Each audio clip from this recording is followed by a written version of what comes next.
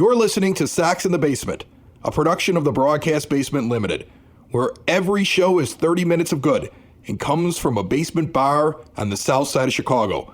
Pull up a stool, pour a cold one, and join us right now for Sox in the Basement. Heard everywhere podcasts can be found, and always at soxinthebasement.com. As we bask in the euphoria of what has been the greatest week of White Sox baseball in a decade, maybe more. I mean, let's be honest. The team is good. The rebuild is over. The win streak. The crazy weekend at Wrigley. The 4 home runs and 4 at-bats by Abreu. And then after they finally take a loss, they get a day off. They play the Pirates, and Lucas Giolito throws a no-hitter. Are you kidding me? In a terrible year, in a year in which we've given up so much, in every level of our lives, I guarantee that I am not the only White Sox fan that is beaming because Lucas Giolito threw a no-hitter. Absolutely giddy. Tell me you didn't have the biggest smile on your face. I mean, this has been a year of just crap. And the White Sox are winning. There's baseball on television. It would have been great to have been there. I'm sure 10 years from now, I'm going to run into some punk in a bar who's going to tell me he was there and swear to it. Couple great plays by Abreu, a great play by Mendick, an incredible play by Tim Anderson, and I held my breath as Adam Engel made the play to end that game. Team effort. One of those guys you always root for in Lucas Giolito. I don't think I can say anything that hasn't been said by every Twitter account and every person covering the no-hitter on Tuesday night. So all I can say from the bottom of my heart, thank you, Lucas. Thank you, White Sox. I don't know how this season will go. I don't know how this year will go. But for the first time in a long time, it didn't matter if we were inside the ballpark. We were all together on that final out. We were all yelling in our basements, or our living rooms, or in our cars, or wherever we were at. We all collectively celebrated at the exact same time. I made all my children turn off their devices. My daughter had to turn off some stupid teenager show that has vampires in it. My son had to stop playing on his iPad. My other son had to stop playing Fortnite, and I made them sit in front of the television. And at the end of it, they were all hugging. Ask me a couple of months ago if I thought that was possible for just a moment in 2020. Again, thank you, Gio. Lucas Giolito, White Sox team. If you don't love this team at this point, you don't have a heart. That said, the majority of this show was recorded before the no-hitter. So if we talk about the record, add another win. Luckily, it was a pretty positive show. Otherwise, I would have had to erase the entire thing, right? So let's get to it as I bring in Dave at my 9-foot homemade oak bar, my friend of 40 years, who celebrated with me on the phone Tuesday night right after that final out. Sit back and enjoy some Sox in the Basement. Let's go. Sox in the Basement, brought to you by Family Waterproofing Solutions. Go check them out at famws.com. They've got great Sox in the Basement deals. Your foundation's got problems, you got seepage, you got water in the basement, you're concerned about anything that has to do with ground level or lower in and around your house, contact them today. Family-owned, veteran-owned, female-owned, and a portion of the proceeds from every job going to veteran and first responder organizations. David, my friend. What's up, Chris? We have to make a few adjustments, I think, in our thinking or mindset when it comes to the White Sox after this streak they were on. Now, I'm not going to immediately say... You are going to have a harder time with this than me, but I'm just saying. Go ahead. Well, no, I'm okay with it. Here's the thing. We were just saying as I was sitting down here at the 9-foot homemade oak bar, I would rather be wrong and winning than right and losing. Yes. And I still stand by when we sat down and talked about how this team is better against lefties than they are against righties. I went back and looked over it because we had differing numbers, but technically the White Sox against left-handed starting pitchers are 6-0 this year and 11-12 against right-handed pitchers for a total record going into Tuesday night, which is last night, of 17-12. We're recording before the game actually occurs. I believe that they will be 18-12 by the time people have listened to this show because Steven Brault is a lefty and he's going to get crushed by the team. And the Pittsburgh Pirates, the Pittsburgh Pirates, they don't exactly put that. Well, they don't exactly put the fear of God into you. Now, just to recap what's happened this week, this has been an amazing week for the White Sox. I mean, so you win 2 out of 3 against the Cubs. You sweep the Tigers 4 games after taking the last game against the Cardinals. So you had yourself a 7-game win streak there. And Sunday, you just ran into a buzzsaw with Yu Darvish. I mean, I don't blame the lineup for that. It's just Yu Darvish is good. Yeah, Yu Darvish is good, man. Like that is a good pitcher that has rediscovered himself. And, encouraging thing out of that game, Dylan Cease, man, like looked good. He was right there with him. Looked good. And you know what's crazy about it is that, look, I got a little bit of flack on Twitter because I said something along the lines of, why isn't there somebody warming up during the inning where Schwarber hits the home run? I'm not saying I would have pulled Cease. To be honest with you, in the 5th inning, it wasn't Cease's fault. It was Moncada's, that you were having the ball thrown all over the place and there were guys all over the base paths. Right. That was on Moncada. Cease showed the ability to get over mistakes by his defense. I'm with Ricky Renteria. I was confident in Dylan Cease, but yes, as you enter the 6th inning of a game with a guy who's probably going to finish that inning in the high 90s or low 100s in his pitch count as he comes out of it, there's nothing wrong with having a guy warm. And they had nobody start warming up until after the Schwarber home run, and I don't understand what's such a deep relief pitching group, like such a deep bullpen, that you're not willing to have somebody start warming up to start the 6th inning just in case. Because what if after the 2-run home run, the hit parade continues? Right. Or what if instead of it going out, it goes off the wall? Now you got guys running all over the bases and he's in a jam and they start to pile it on and you're rushing to try to warm somebody up. In the end, that game was not lost by Ricky Renteria or really Dylan Cease. He had a great game. No, it was just one of those games. It was just one of those games where you just ran into a better starting pitcher. Exactly. You just ran into a guy who was just could not be hit. Couple of other observations over the past week. Jose Abreu just loves playing the Cubs, man. I want to give another reason why Jose Abreu is breaking out. And it also affects our Ricks factor, where I've been measuring. I was calling it the Ricky Rick factor. I've decided that sounds stupid. We're going with the Ricks factor now. Rick Hahn and Rick Renteria and their impact on the team. I went back and took a look at the last week from the moment the White Sox started that streak, coming out of the doubleheader against the Cardinals. And something very interesting happened in Game 2. In Game 2, Edwin Encarnacion was no longer the protection behind Abreu in the 5 spot with Jimenez hitting 6. No, it was Eloy. They were flipped.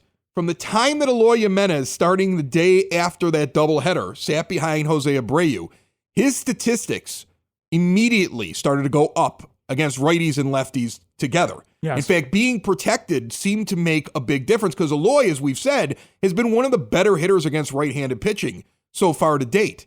And now all of a sudden, Abreu's sitting there in the 4 spot instead of the 3. He has gone into 3 once or twice against a righty since that's happened, but basically he's playing in the 4 spot with Jimenez in the 5. If he moves up to the 3, Jimenez sits right behind him in the 4. You have to remember that when he had those multiple home runs, the 3 home run game that he had against the Cubs, every time he had a home run, Jimenez came up afterwards, but a line shot off the wall. Right. He was making the pitchers so nervous, they don't want to get to him. And Abreu, and that's not to take anything away from Jose Abreu, but what it does is it makes me rethink a little bit the Ricks factor. So I went back and looked, and I wanted to make sure I had not given Ricky Renteria any negative impact where Jimenez is behind him or he's actually setting up the lineup to maybe take pressure off Abreu, because Jose Abreu is doing so much better against right-handed pitching this year compared to the last couple of years. I couldn't find any games to say, no, Ricky didn't cost us that game. I still had him sitting at a -4. But I will tell you this, looking back over the last week, Sox faced 3 lefty pitchers during that streak where they rattled off 7 in a row. So that's a good thing. That's expected that they're going to win those games. And they're going to have good outputs. I mean, 7 runs, 10 runs, and 10 runs against those 3 lefty starting pitching games. I mean, that's insane. But since Eloy went in behind Abreu and Abreu essentially falls to the 4 spot, and finds himself in a more comfortable spot, that also was right at the beginning of that streak. And you could see the way that he's killing the ball there. I give Ricky Renteria, you're going to be shocked by this, a +1 for the game on the 20th, the 9-0 victory over the Tigers in Game 4, where he's got Jimenez providing protection for Abreu, and the two of them go absolutely off. If you're going to give him a hard time about his lineup, you have to give him credit for that. And then I give him credit for the game against the Cubs on Saturday, going Grandal, Abreu, Jimenez as 3-4-5. Because that's a righty you're up against at this point. And you're going up against a righty, but the fact that Abreu seems relaxed, Ricky has to get credit for understanding an unmeasurable thing. We can look at sabermetrics whenever we want to, but if he's sitting there saying, hey, Jose's pressing all the time because he thinks he has to do everything, and this makes him comfortable and allows him to excel like where he was in his mid to late 20s, then you have to give him credit for it. I give Renteria credit for 2 wins during that 7-game win streak that they probably don't get if not for the manager. I have the factor of him costing them 2 games split in half to -1. As a plus-minus manager, I have him at -1 going in to the series against the Pirates. For any of those listeners who think that all we're really doing is piling on Renteria, no. I mean, no, he's improved as a manager. He's making good decisions. Putting Eloy behind Abreu to give him some protection was a very smart thing to do. It should be a no-brainer because Encarnacion up to this point in the year has been completely useless.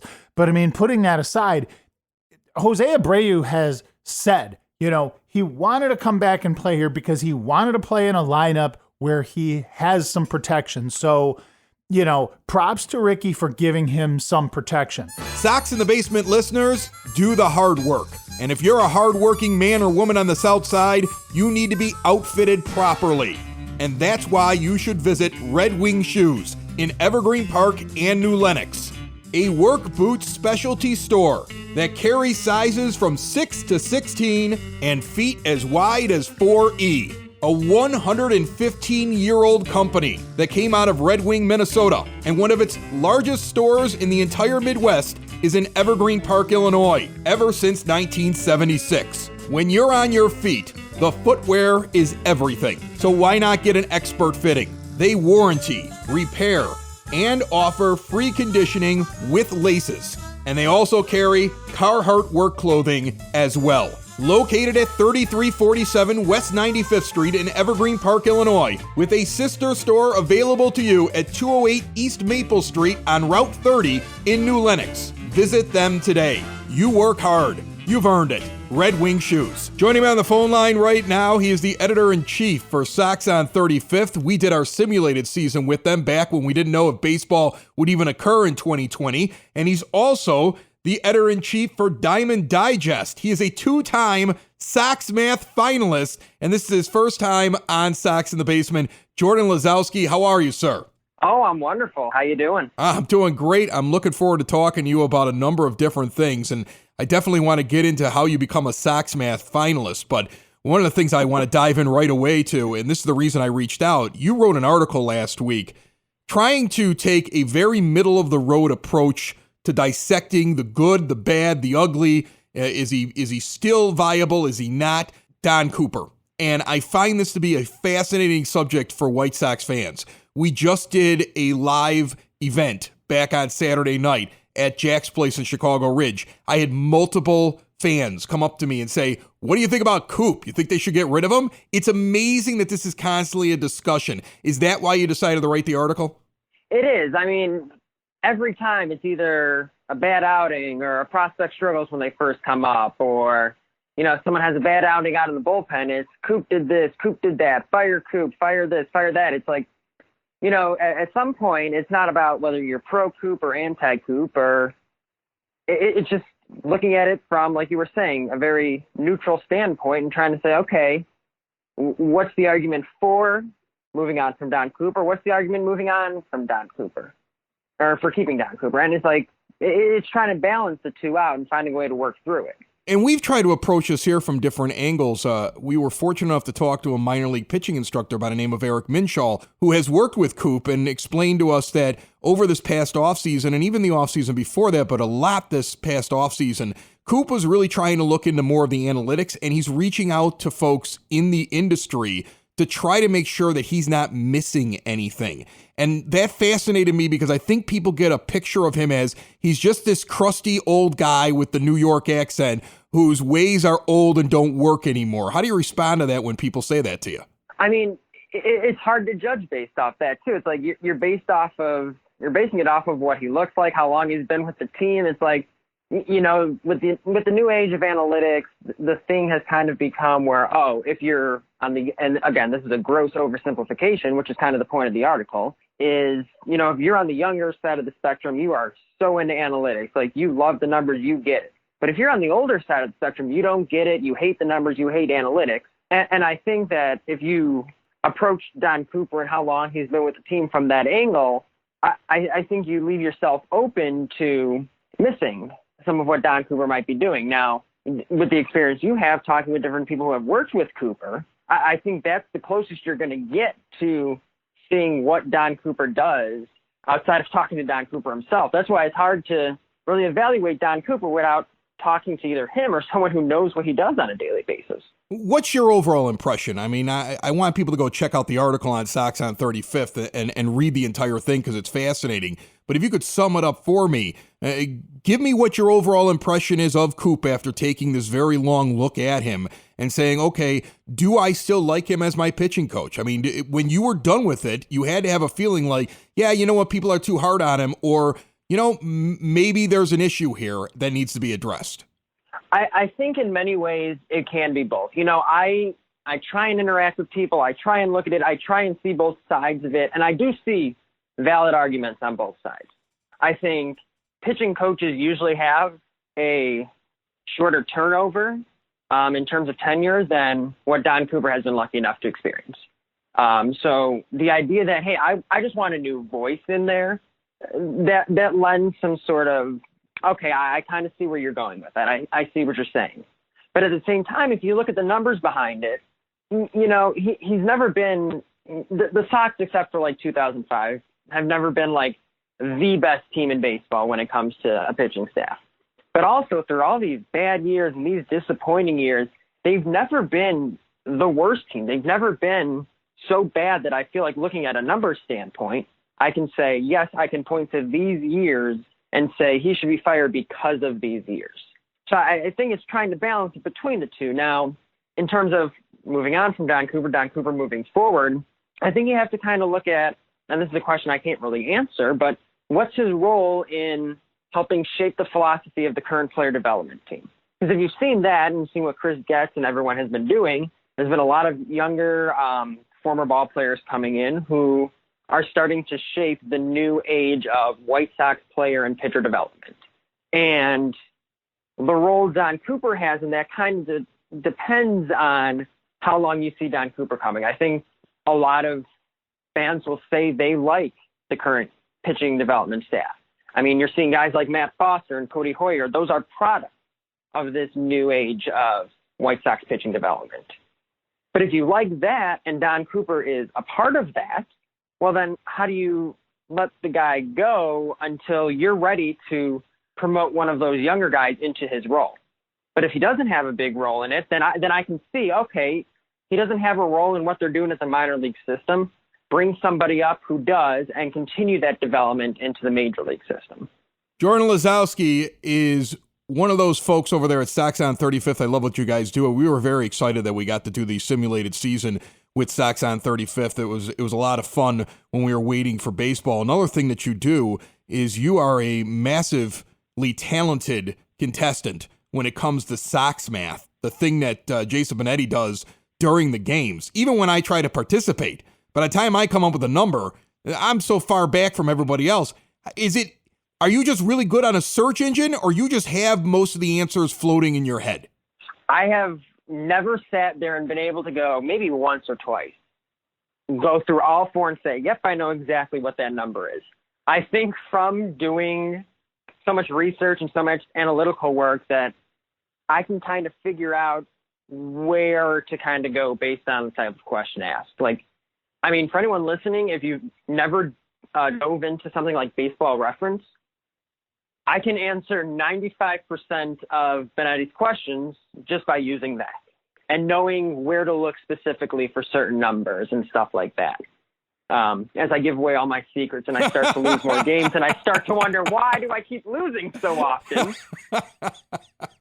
But at least you get to see some new faces come up and winning these games. But yeah, honestly, it just comes from, I do so much analysis and just looking at players and looking at their numbers that you kind of learn where things are. And then the other parts you can get from just Wikipedia, honestly. I mean, it comes with, again, just a lot of diving into every single player, just sitting there. I'm wondering, oh, what did this guy hit this year? And you start to figure out where everything kind of lines up. But no, it's always so much fun to do. And this year's been a little bit different, and getting to watch everyone with the videos and see everyone winning the games. It's certainly been a lot of fun. Because of your analytical breakdowns and the fact you love it so much, I got to ask you a question totally unrelated to the Coop article, just for your opinion on it.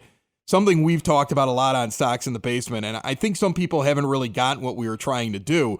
We tried to break down the difference between some of these hitters when they go up against left-handed pitching and right-handed pitching. Not saying that you have to go with this lineup that we gave them, but trying to point out there were a few guys who are probably a little bit too high in the lineup against righties that would be amazing high in the lineup against lefties. And one of those guys that always stuck out to me when I looked at his numbers was Jose Abreu.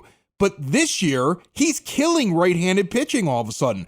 What accounts for that in your mind? Is he getting more protection, or is he just better somehow? Did he improve at this age? I'm surprised by it. I have never seen a player as locked in as Jose Abreu has been this week. He seems to know exactly what he wants to do at the plate. And if he's not getting exactly what he wants, he's not trying to force the issue. And I think that's exactly where it comes from, what you were just saying, lineup protection. He doesn't feel like he has to go out and drive in a run or get a 2-base hit to get in scoring position for the next guy up, and hopefully they can drive him in with another double or something like that, what have you. Him being able to just focus on his game and doing what works for him and really hone in on his approach that works best has created this for him. I think once this entire lineup starts to work at full speed, like it's kind of doing now, with Grandal starting to hit, and Jimenez starting to hit, and Anderson starting to hit, the pressure falls off someone who, since he's been here since 2014, has been the guy in the lineup. And I think that's the sort of pressure that comes off that allows you to just focus on doing your thing and not having to do too much, because there are going to be other guys in the lineup that drive you in. You don't have to hit a home run every time. You don't have to hit a double off the wall every time. You can just do what fits your approach, and not having to go outside of his approach is absolutely the most important part. And I think that comes from, as you were mentioning, lineup construction and just general talent in this lineup that we haven't seen in a while. It's amazing how baseball works, that the moment that you go, I don't have to hit a home run, you rattle off 4 in a row. Like Right. straight hit, No, but it's it's absolutely baseball. true. Baseball is like, and even you with your analytical mind, the way you like to break down numbers, have to be amazed at the mental thing that you can't measure when it comes to baseball and how things change things like that. It's incredible to me. It is. I mean, when you look at this is a tangent on Twitter where it's either you're all analytics or you're all no analytics. Like, you got to find a way to put the two together, because everything I do with analytics starts with something I see.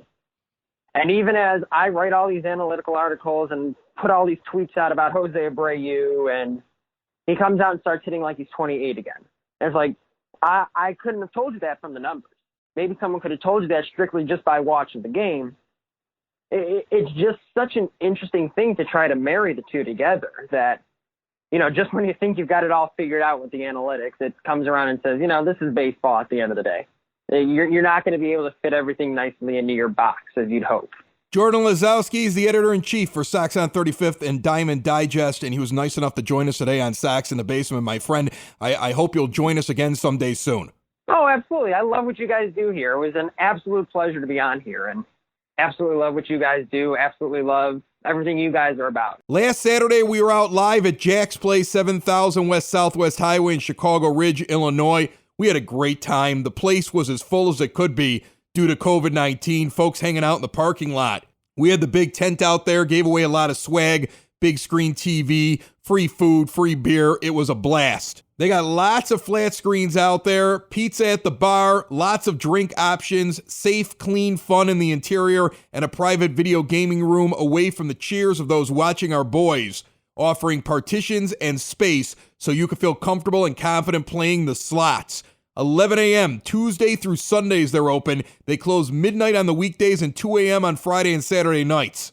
Jack's Place in Chicago Ridge is your place this season. It was also where we debuted Sox in the Basement Saturdays. Sometimes it'll be live, sometimes it'll be an interview series. This Saturday, it'll be a combo. The remainder of my in-depth conversation with Jordan Lazowski, plus your phone calls, and all you have to do is join us live on the Podbean app this Saturday. We're going to do it at noon before the 1:10 p.m. start against the Royals this Saturday. Live on the Podbean app. Get the app anywhere you can get apps at on any device. You should also be able to find your way to that app at soxinthebasement.com. Join us live, call in live through the app, join the live chat room, and listen to more as we really get into it with Jordan Lazowski and Don Cooper. Friend or foe? I don't know. One of his pitchers just got a no-hitter. I think he's riding high right now.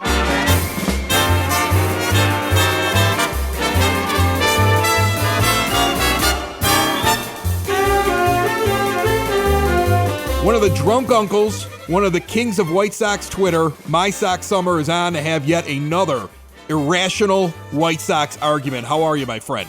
Chris, I'm doing fantabulous. I have a full RC Cola in front of me. It is cold. I have ice on it. It's in my cup. I mean, it is just, I am ready to start yelling at you as soon as you bring up something that I don't like. All right, well, here we go. I've got the first one for you, and it's an absolute doozy. The White Sox are actually better without fans. The looseness of this team, just being able to screw around on the field and hear each other yell at each other and make fun of each other and goof off without the pressure, may have been the best thing that happened to this team. I'm going to go ahead and agree with that. Now, I think I think it's true. I think they're having a really good time and not having to listen to guys yelling about uniform changes, and is really like translated to success on the field. Now, there is one guy who's on the team from up north who definitely misses those fans, and that's Javi Baez, because his act plays really rough when there's nobody there yelling at him. He looks depressed and just unsad. Like, he looks very sad the entire time he's playing baseball now. And, I mean, we know sad, because we've seen sad for many years, so we can identify sad. We are experts at that. All right, how about this one? White Sox Twitter is helping the White Sox win ball games by pissing off players and managers as they constantly are talking about how they're being disrespected and then go on absolute tears on the field. I think it was the wise man in Korea, Daniel Palka, that said, I love fans that complain about managerial decisions like they're actually reading the actual accounts and saying, oh, shit, I better change something. I mean, I don't think people are having any impact on anything. Like, this is all set. Like, it's set, and they don't really make any changes based on what they read on Twitter. Don't you think it's interesting, though? Like when Anderson comes back, he comes around third base, and he's doing the shush sign. And at first, you're like, that's funny, because there's nobody in the stands. But then he explains it's because people were saying he shouldn't be the leadoff hitter anymore. And come on, I'm Tim Anderson. I had 335 last year. And then Abreu made a comment during his heater over the weekend that basically people were counting him out and treating him badly. I'm wondering if they're picking tweets off of White Sox Twitter and they're putting them on a bulletin board in there. Chris, maybe due to The Last Dance and Jordan going out there and showing his theory of how he stayed motivated all those years to be the best of all time, maybe they said, hey, listen, let's go on to the Twitters and let's just create stories, or we don't even have to create it, because White Sox fan base is very bipolar. We will hate you one minute and then like you the next minute. Maybe they're just taking these stories and feeding them to the players to get them motivated. That's possible. But Julio Abreu doesn't seem like a guy that's a big Twitter dude.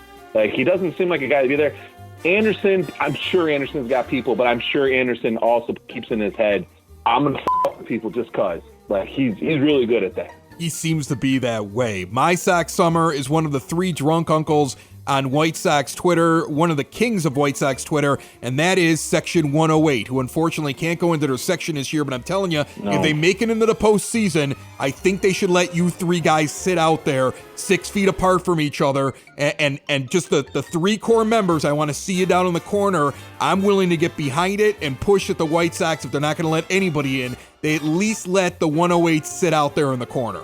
That's what we will pull the strings to make that happen, so you will be happy to do it. I don't particularly want to go back into the stadium, but I will do it for you, just especially if it's just a playoff. No, how about this? I'll just go hang out with Beef Loaf and Chorizy, and I'll take your place. There. That's what we'll do. No. We're all of us or none of us. When we came to the basement to record that podcast, it wasn't just two of us. It wasn't one of us. It was all three of us. We have to travel in groups, especially when it's White Sox related. I'm sorry, Chris. I can't help you out here. I tried to slip that one by you. Thank you, my friend, for joining me and for having some more irrational White Sox arguments. I appreciate it. Thanks for bringing me on. Chris, something else I need to talk to you about real quick before we move on here. We had been mentioning on Saturday that there's just something going on with Yoan Moncada. You had brought him up and his defensive misadventures a couple of minutes ago. We had just kind of shot from the hip on Saturday and been like, well, is this some sort of COVID lingering thing or whatever? Watching the rest of that game on Saturday and then watching again on Sunday, I had heard Stone and Benetti make multiple mentions to the fact that Moncada does not have his legs under him. Is he dealing with some sort of leg injury or something that I've missed? He just seems to have a strength thing, they were showing something with him in the batter's box. It looks like the way that he's even setting in the batter's box would suggest that he doesn't have it all in his legs right now. He has made some real mistakes and had some real deficiencies, and it continues to be blamed on his legs. I don't know if there's fatigue. I'm not a doctor. I don't know. And I don't know anything about his medical history. Right. But I don't know if he's got fatigue from having COVID or if he's dealing with an actual physical injury. And the Sox they're not going to release anything because, they're protecting the privacy of the players. If it is in fact a COVID thing, and if it is just a nagging injury going on with his leg or legs, unless it's something that puts him on the IL, they're not going to say that. But, I've seen across social media a couple of times not questionable in my mind, but people questioning Renteria for sitting Moncada as often as he has been. So, again, that right there points to the fact that, the guy is dealing with some lingering things. Now, it could very well, I wonder, and again, I'm shooting from the hip here, could this be a conditioning thing? Because remember, the guy was out with COVID pretty much up until the start of the season. So, is there some sort of preseason lack of conditioning thing happening here? I don't know. There's something definitely that it impacted. He was either impacted by being out or he's impacted still by some weakening after having the Moncada is very much not himself. So, hoping that whatever this is that's bugging him he could get himself right before we start really come playoff time. So, yeah, lots to be happy about this week. Hopefully they, we get the Pirates Tuesday, Wednesday, and we eat and we feast. Finally, some things to look forward to. One, Nick Madrigal might be back very, very soon, it looks like. Okay, that'll be nice to add that in there to that lineup and to have him out there defensively at second base. Two, the pitching. I would love to see Reynaldo Lopez act as an opener for Gio Gonzalez like they did over the weekend. Because if you just send that kid out there for a couple of innings until he starts to get into trouble, and then you bring in the lefty against a lineup that isn't prepared and now has guys lined up the wrong way inside their lineup, that's a really nice way to use that. And I wouldn't mind seeing them do the same thing with Carlos Rodon and Dane Dunning in the fifth spot once Rodon is ready. I would love at this point to see Keuchel and Giolito and Cease as regular starters. The 4 and the 5 spots are a Rego, Okay? Raygo. I love it. Raygo. You got Reynaldo Lopez and Gio Gonzalez. You got Raygo in the 4 spot. And then you Raygo and Rodon. That's what I want to see. Socks in the basement. Socks in the basement. Socks in the basement. Socks in the Basement. Heard everywhere podcasts can be found, and always on socksinthebasement.com.